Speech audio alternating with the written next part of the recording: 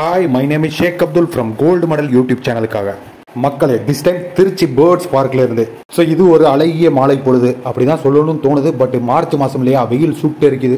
நம்ம சேனலுடைய 6வது விளாக் தஞ்சாவூர்ல இருக்கிற பேர்ட்ஸ் பார்க்ல இருந்து ஒரு ஃபுல் வீடியோ கொடுத்துருப்போம். இந்த விளாகுடைய லிங்கையும் பயோல கொடுக்குறேன், செக் பண்ணி பாருங்க. ஸோ திருச்சி பேர்ட்ஸ் பார்க் இது எப்படி இருக்கு அப்படின்னாக்கா, உள்ள நுழைஞ்ச உடனே 200 ரூபாய் என்ட்ரி டிக்கெட். இன்னைய டே பாருங்க, ஸ்கூல் ஸ்டூடெண்ட்ஸ் அவ்வளோ பேர் வந்திருந்தாங்க. ஸ்கூல்லேருந்து அந்த பிக்னிக் மாதிரி கூட்டிகிட்டு வந்திருந்தாங்க.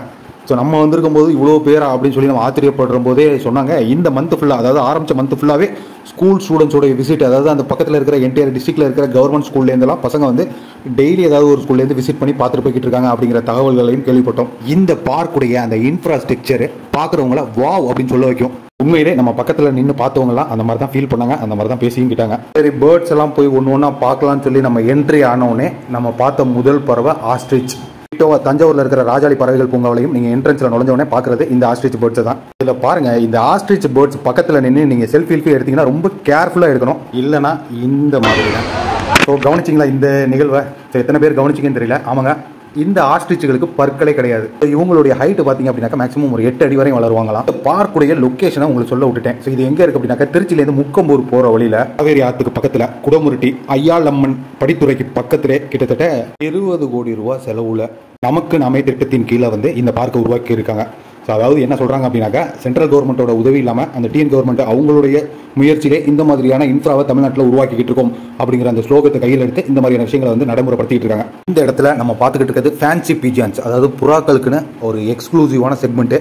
ஸோ இங்கே ஏகப்பட்ட இம்போர்ட்டட் ப்ரீட்ஸை நம்ம பார்க்க முடியும். மக்கள் கூட்டத்தை பாருங்கள், உண்மையிலேயே நம்மளுக்கு இங்கே விளாகிங் பண்ணுறதே ஒரு சேலஞ்சான விஷயமா இருந்துச்சு. ஸோ அவ்வளோ மக்கள் இருந்தாங்க, அவ்வளோ பசங்க இருந்தாங்க. இந்த பேர்ட்ஸ் பார்க்கில் ஒரு செம ஆஃபர் ஒன்று சொன்னாங்க. என்ன அப்படின்னாக்கா, சப்போஸ் இவ்வளோ பேர்ட்ஸை வச்சு வளர்த்துக்கிட்டு இருக்காங்க, எல்லாமே இம்போர்ட்டட் பேர்ட்ஸு.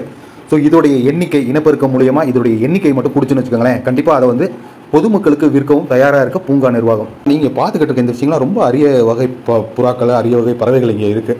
ஸோ இந்த விஷயங்களெல்லாம் நீங்கள் வெளியில் வாங்கணும் அப்படின்னாக்கா, அது வந்து எப்படின்னா ரொம்ப எக்ஸ்பென்சிவான ஒரு விஷயம். ஸோ இந்த மாதிரி இடத்துலேருந்து கிடைக்கும் போது அது கண்டிப்பாக நம்ம யூஸ் பண்ணிக்கலாம். இந்த விஷயங்களெல்லாம் காசு கொடுத்து மக்கள் வாங்க தயாராக இருக்காங்களான்னு கேட்டிங்கன்னா, ஆமாங்க. ஸோ இதுக்குன்னு ஒரு செட் ஆஃப் பீப்புள் இருக்காங்க. ஸோ இது ஒரு பெரிய பிஸ்னஸ். இந்த மாதிரி பறவைகளை எவ்வளோ வேணாலும் காசு கொடுத்து வாங்குறதுக்கு மக்கள் தயாராக இருக்காங்க. அதுக்கான பேர்டு டிராஃபிக்கிங் அந்த மாதிரியான விஷயங்களுமே இல்லீகலாக நடந்துகிட்டு இருக்கு. ஸோ அதில் போய் காசை நீங்கள் அதிகமாக இன்வெஸ்ட் பண்ணி வாங்குறத விட ஸோ இந்த மாதிரி இடத்துலேருந்து கிடைச்சா கண்டிப்பாக நம்ம யூஸ் பண்ணிக்கலாம். நீங்கள் பார்த்துக்கிட்டு இருக்க இந்த எக்ஸாட்டிக் பேர்ட்ஸ் எல்லாம் நம்ம ஒன்றா எக்ஸ்பிளைன் பண்ணலை. ஏன்னா நீங்கள் போனீங்க அப்படின்னாக்கா அதை எக்ஸ்பீரியன்ஸ் பண்ணுவீங்க. நம்ம விளாக்ல பார்த்து தெரிஞ்சுக்கிட்டாலும் நேரில் போய் நீங்கள் பார்த்து எக்ஸ்பீரியன்ஸ் பண்ணுறது அது ஒரு நல்ல ஒரு உணர்வை கொடுக்கும். இப்போ நீங்கள் பார்த்துக்கிட்டு இருக்க இந்த கிளாக்கு ஒரு நல்ல செல்ஃபி பாயிண்ட். ரொம்பவே வந்து ஸ்பெஷலாக பேசிக்கிட்டு இருக்காங்க இந்த கிளாக்கை பற்றி. இந்த இடத்துல மக்கள் இன்னும் ஃபோட்டோ எடுக்கிறத ரொம்பவே லைக் பண்ணுறாங்க. ஏன்னா வந்து அது அமைக்கப்பட்டிருக்க இடம், அந்த லைட்டிங்ஸ் இதெல்லாம் வந்து உங்களுக்கு செல்ஃபிக்கு ஒரு நல்ல ஒரு ஸ்பெஷலாக இருக்கும். ஸோ இந்த பசங்களாம் தொட்டியை தச்சு இருந்த ஸ்கூல் பசங்க தொட்டியம்லேருந்து வந்திருக்காங்க இங்கே பிக்னிக்காக. ஸோ நம்மளுக்குமே இந்த வீக் ரொம்ப டவுனாக இருந்துச்சு. ஸோ இந்த பசங்களோட சேர்ந்து இந்த இடத்துல ஒரு விளாகிங் பண்ணுறது நல்ல ஒரு உத்வேகத்தை கொடுத்துச்சு. அப்படியே மறுபடியும் நம்ம ரீக்ரியேட் பண்ணுற அந்த ஃபீல் இருந்துச்சு. ஸோ இந்த பக்கம் நம்ம பார்த்துக்கிட்டு இருக்கிறது எல்லாமே கோழி வகைகள். ஸோ இதுவுமே நிறைய கான்டினென்ட்ஸ்லேருந்து இம்போர்ட் பண்ணியிருந்தாங்க.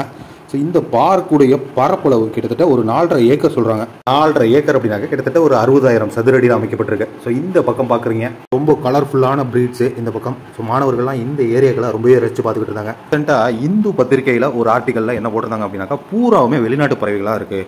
ஸோ இது வந்து சுதேசி பார்க்க ஆகுமா அப்படிங்கிற மாதிரிலாம் நிறையா விஷயங்கள் போய்கிட்டு இருந்துச்சு. நம்மள மாதிரியான சாதாரண மக்கள் வெளிநாட்டு பறவைகளை வேறு எங்கே போய் பார்ப்போம். ஸோ இந்த மாதிரியான ஆப்பர்ச்சுனிட்டியை நான் வந்து பெஸ்ட்டாக தான் கருதுறேன். புறாக்கள், கோழி வகைகள் இந்த விஷயங்கள்லாம் பார்த்துட்டு அப்படியே போனோம்னா ஒரு பெரிய அக்வாரியம். ஸோ இந்த அக்வாரியம் உண்மையிலே நம்மளுக்கு ஆச்சரியத்தை ஏற்படுத்துச்சு. ஃபுல்லி ஏர் கண்டிஷனர்டு. இன்னும் நம்ம ஆச்சரியப்படுற வகையில் இந்த அக்வாரியம் இருந்துச்சு. ஸோ இதை டிசைன் பண்ணும்போது இந்த அக்வாரியத்தை நீங்கள் கடலுக்கு கீழே இருந்து மீன்களை பார்த்தா எப்படி பார்ப்போமோ அந்த டிசைனில் வந்து இதை வடிவமைச்சிருக்காங்க. கிட்டத்தட்ட 50 வகையான மீன் வகைகள் வந்து இங்கே எக்ஸிபிட் பண்ணப்பட்டிருக்கு. பார்க்குற நமக்கே வந்து ஒரு அப்ராட் ஃபீலை கொடுத்துட்டாங்க இந்த அக்வாரியம்குள்ளே. இந்த 50 கைண்ட் ஆஃப் ஃபிஷஸ்மே ரொம்ப ரேர் டைப்பு.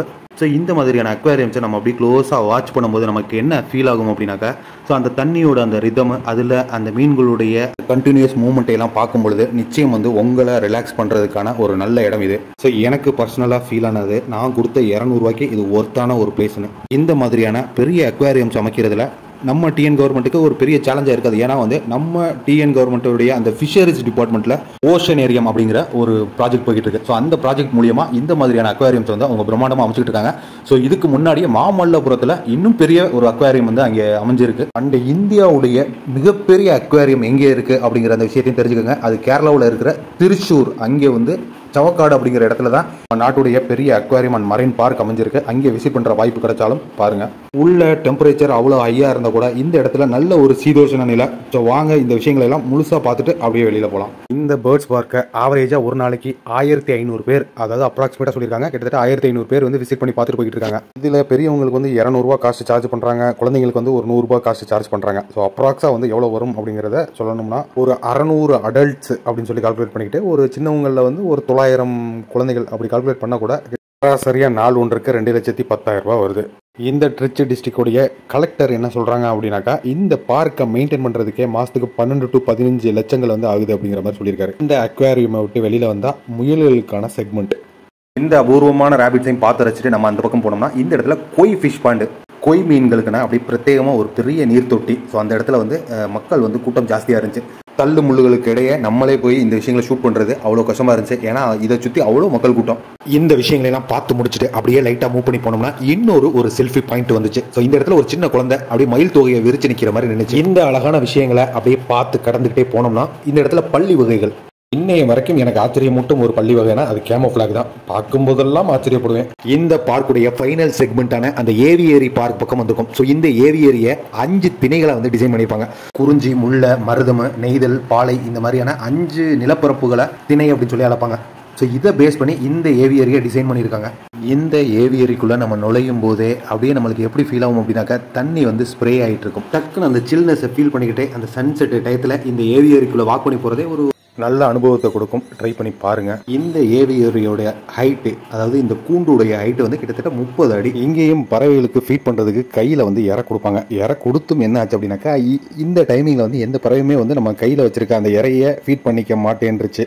ஸோ நம்மளுடைய அப்சர்வேஷன் படி கூட்டம் அதிகமாக இருந்ததுனாலையோ இல்லை வந்து அந்த டூரிங் த கிளைமேட்டு அந்த சன்செட் டைமு, ஸோ இந்த மாதிரியான நேரத்தில் வந்து பறவைகள் வந்து நம்ம கையில் வந்து உட்காரும் அப்படிங்கிறது வந்து சாத்தியம் இல்லை போல் இருக்கு. ஏன்னா வந்து சன்செட் டைம் தான் பறவைகள் வந்து அதோடைய கூட்டில் அடையிற நேரம். ஸோ இந்த டைமிங்கில் நம்ம எவ்வளோ ட்ரை பண்ணியுமே வந்து வரல. ஏன்னா நிறைய பேர் ட்ரை பண்ணாங்க, வரல. இந்த பார்க்குடைய இந்த ஐவேரியோடைய ஸ்பெஷலே வந்து பறவைகள் நம்ம கையிலே உட்காந்து அந்த இறையை வந்து ஃபீட் பண்ணிக்கிறது. ஸோ அதனால நம்ம உங்களுக்கு சொல்கிற சஜஷன் என்ன அப்படின்னாக்கா, இயர்லியராகவே இந்த பார்க்கை விசிட் பண்ணி பாருங்க. ஸோ அப்போ தான் வந்து இன்னும் வந்து நீங்கள் நல்லா எக்ஸ்ப்ளோர் பண்ண முடியும். ஸோ நம்ம தஞ்சாவூர் பேர்ட்ஸ் பார்க்கில் இந்த பறவைகளை கையில் வச்சு ஃபீட் பண்ண அந்த அனுபவம் இருக்குது. மறக்காமல் அந்த வீடியோவையும் செக் பண்ணி பாருங்கள். பேர்ட்ஸ் கிட்ட அந்த எக்ஸ்ட்ராடினரியான ஸ்கில்ஸ் இருக்கும். அதெல்லாம் வந்து கவனித்து பார்த்தீங்க அப்படின்னாக்கா நம்ம இந்த ஈகோ சிஸ்டத்தை ஈஸியாக புரிஞ்சுக்கலாம். இந்த இடத்தையெல்லாம் பார்க்கும்போது என்னுடைய அந்த சைல்ட்ஹுட் ட்ரீம் பிளேஸ் மாதிரியே இருக்குது. சொன்னால் யாரும் நம்ப மாட்டீங்க, உண்மையாகவே. ஸோ இவ்வளோ பிஸியஸ்ட் அந்த மக்கள் கூட்டத்துக்கு இடையே இந்த சிஸ்டருடைய அந்த ஃபோட்டோ ஷூட் நடந்துக்கிட்டு இருந்துச்சு. ஸோ அந்த விஷயங்களையுமே நம்ம பார்த்துட்டு அப்படியே மூவ் பண்ணி போனோம். அண்ட் திஸ் ஸ்கூல் பாய்ஸ் அப்படியே சுற்றி டயர்டாகி அப்படியே எல்லாரும் வந்து ஸ்லோவாக மூவ் பண்ணி போயிட்டு இருக்காங்க. கவர்மெண்ட் ஸ்கூல் பாய்ஸோடைய யூனிஃபார்ம்ஸ்லாம் ரொம்பவே மாடர்னைஸ் ஆகிருக்கு. இந்த காலத்துல எல்லாம் எங்களுடைய யூனிஃபார்மும் டிஎன்எஸ்டிசியோடைய ஊழியர்களுடைய யூனிஃபார்மும் ஒரே மாதிரி இருக்கும். ஸோ உங்களில் நிறைய பேருக்கு அந்த பேர்ட்ஸுடைய ஃபெதரை கலெக்ட் பண்ணுற அந்த பழக்கம் இருக்கலாம். ஸோ அந்த மாதிரி ஆளுங்க வந்து இந்த இடத்துல வந்து நிறைய கலெக்ட் பண்ணிக்கலாம். மயில் தோகை மாதிரி விரிச்சு நின்று அந்த குட்டி பொண்ணு அவங்க அப்பா கூட இங்கே வந்து இங்கே வந்திருந்த மக்கள்கிட்ட நம்ம எந்த ஒரு இன்ட்ராக்டும் பண்ணலை. பட் இருந்தாலுமே அவங்களுடைய ஃபேஸ் வந்து நம்மளுக்கு ரொம்ப நாள் பழகின மாதிரியான ஒரு ஃபீல் கொடுத்துச்சு. மக்களை இந்த விஷயத்த நான் கடைசியில் சொன்னால் நீங்கள் அவ்வளோ தூரம் பொருட்படுத்த மாட்டீங்க. ஸோ நம்ம விளாக்ஸ் பற்றின உங்களுடைய கமெண்ட்ஸை நம்மளுடைய கமெண்ட் செக்ஷனில் மறக்காமல் பதிவு பண்ணுங்கள். உங்களால் இந்த வீடியோ எத்தனை நிமிஷங்கள் வந்து தொடர்ச்சியாக பார்க்க முடிஞ்சு, எந்தெந்த இடத்துலலாம் உங்களுக்கு லேக் அடிச்சிச்சு. ஃபைனலாக இங்கே ஒருத்தர் மேலே அந்த பேர்டு வந்து உட்காந்துருக்கு. அந்த விஷயங்களையும் பார்த்துட்டு மறுபடியும் நம்ம இந்த இடத்த விட்டு கடந்து போக ஆரம்பித்தோம். ஃபைனலாக நம்ம இந்த பார்க்குடைய எண்டுக்கு வந்துட்டோம். ஸோ இந்த இடத்துல கேஃபிட்டீரியா இருக்குது. அதே மாதிரி பசங்க விளையாடுறதுக்கான நிறைய உபகரணங்கள்லாம் அமைக்கப்பட்டிருந்துச்சு. ஸோ அவங்க மறுபடியும் மகிழ்ச்சியாக விளையாட ஆரம்பித்தாங்க. ஸோ இந்த பக்கம் இன்டோர் கேம் சென்டர் இருந்துச்சு. ஸோ நீங்கள் பே பண்ணி விளையாடுற மாதிரியான நிறைய டிஜிட்டலைஸ்டு கேம்ஸ் இருந்துச்சு. மக்களை நம்ம இந்த இடத்த விட்டு கிளம்புறதுக்கான டைம் வந்தாச்சு. நிச்சயமாக இந்த பதிவு உங்களை கவர்ந்துருக்கும்னு நினைக்கிறேன். சூன் உங்களை வேறு ஒரு நல்ல விளாகில் வந்து சந்திக்கிறேன். அப்படியே இந்த கோல்டு மெடல் சேனலை சப்ஸ்கிரைப் பண்ணிவிட்டு இந்த பதிவுக்கு உங்களுடைய லைக்கையும் கொடுத்துருங்க. Bye bye from Gold Medal Channel.